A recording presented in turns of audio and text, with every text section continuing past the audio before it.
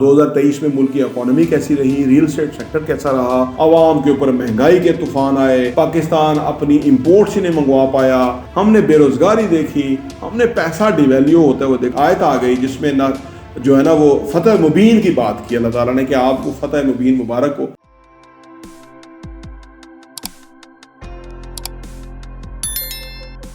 बिस्मिल्लाहिर्रहमानिर्रहीम, अस्सलाम वालेकुम रहमतुल्लाहि व बरकातहू। मेरा नाम अहमद अकील है, आप देख रहे हैं प्रॉपर्टी विजन टीवी। 2023 कैसा रहा? इस साल 2023 में मुल्क की इकोनॉमी कैसी रही, रियल एस्टेट सेक्टर कैसा रहा, लोगों के लिए क्या फ़ायदे थे, क्या नुकसान थे, और ये जो हुकूमतें करने वाले थे उनके क्या इकदाम थे, उससे क्या फ़ायदे और नुकसान हुए। ओवरऑल ये जो साल है एक बड़ा अजीबोगरीब साल था, लेकिन बहरहाल जो भी गुजर गया बेहतर ही रहा। और उसके अंदर जो भी सूरत हाल हुई, आइए उसको ज़रा रिकैप करते हैं।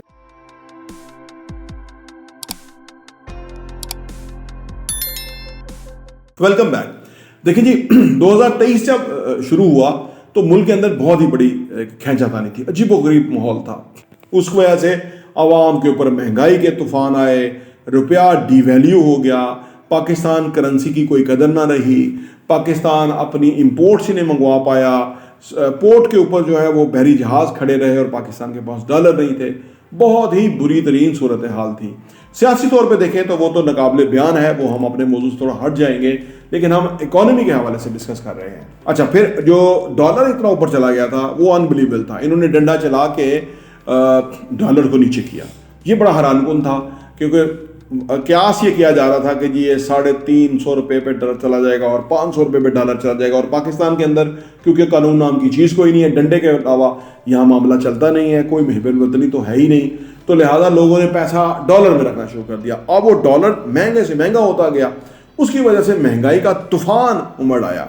ठीक है, ऊपर से इंटरेस्ट रेट ज़्यादा कर दिए गवर्नमेंट ने कि भाई पैसा लोग जो है वो कहीं और ना ले जाएं और वो पैसा बैंकिंग चैनल में रहे, सो दैट कि वो गवर्नमेंट को भी काम आता है और मसाइल चीज़ें चलती हैं। तो वो हाईएस्ट लेवल 22% में इंटरेस्ट रेट चला गया। इसकी वजह से जो मुल्क के अंदर थोड़ी बहुत इकॉनमी चल रही थी उसका भी बेटा बैठ गया, क्योंकि अगर कोई 22% इंटरेस्ट पे, सूद पे पैसा लेगा और कारोबार करेगा और अपनी ऑपरेटिंग कास्ट भी भरेगा और सूद भी पे करेगा, तो वो तो अपने लिए एक अजाब अजीम सामने खड़ा कर लेगा। तो वो तो किसी के लिए फिजिबल नहीं था। तो बिजनेस ठप हो गए, अनएम्प्लॉयमेंट बढ़ गई।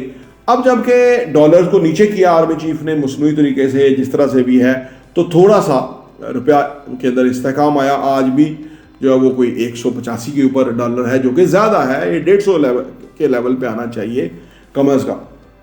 अच्छा, दूसरी तरफ अगर मैं बात करूं कि इकोनॉमी में क्या क्या इकदाम हुए, तो इकोनॉमी में सिर्फ स्टॉक एक्सचेंज चली, वो भी अभी पिछले आखिरी 4 महीनों में चली, पहले ये भी ठप था काम।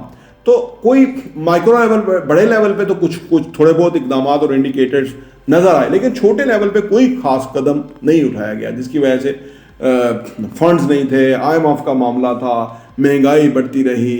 हाँ जी, टैक्सेशन, रियल एस्टेट की बात करूं तो उस पर और मजीद टैक्स लगा दिए।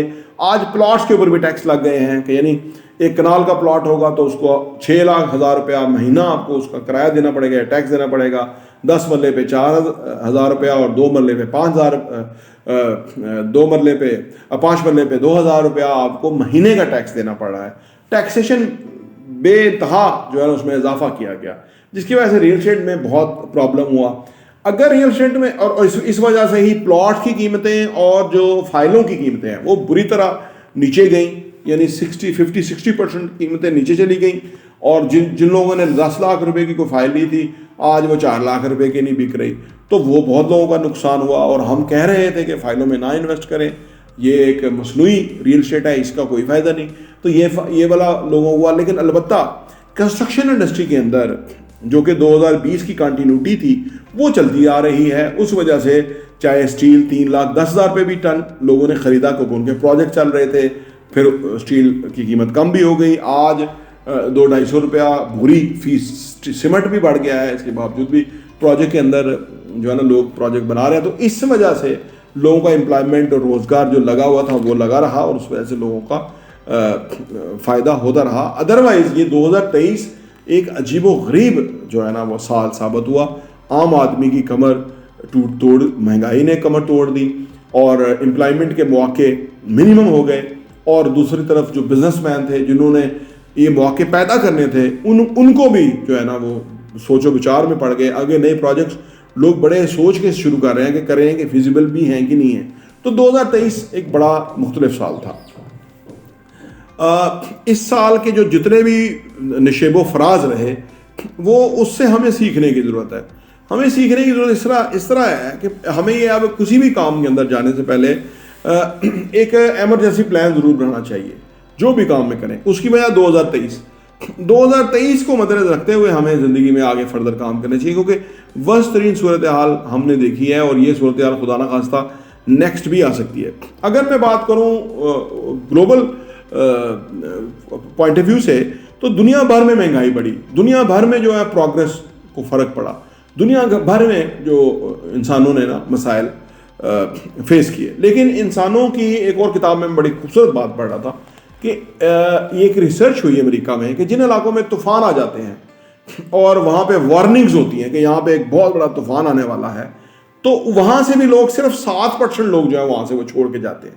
इंसान मसाइल के लिए बना हुआ है, यानी मसाइल के अंदर वो एडजस्ट करना सीख लेता है। ये हमने 2023 में जाना कि वो मुश्किलात के अंदर भी अपने लिए ना वो रास्ता तलाश कर लेता। तो ये जो अमेरिका में रिसर्च हुई थी कि सिर्फ 7% लोगों ने वहाँ छोड़ के वो गए कि भाई तूफान आने वाला है, बाकी 93% लोग वहाँ रहे। उन्होंने कहा जो भी तूफान आएगा हम उसका सामना करेंगे। और तूफान आए, उन्होंने नुकसानात हुए, लोगों की जानें गई और लोग उसी तरह फिर जी रहे हैं। अभी हमने जो फ़लस्तीन में देखा कि जिस तरह से बम गिर रहे हैं और लोग वहाँ पे रह रहे हैं। तो इंसान, अल्लाह ने पता नहीं इसके जीन्स के अंदर ये है कि ये मुश्किल हालात के अंदर एडजस्ट कर लेता है, इसमें रेजिलियंस है।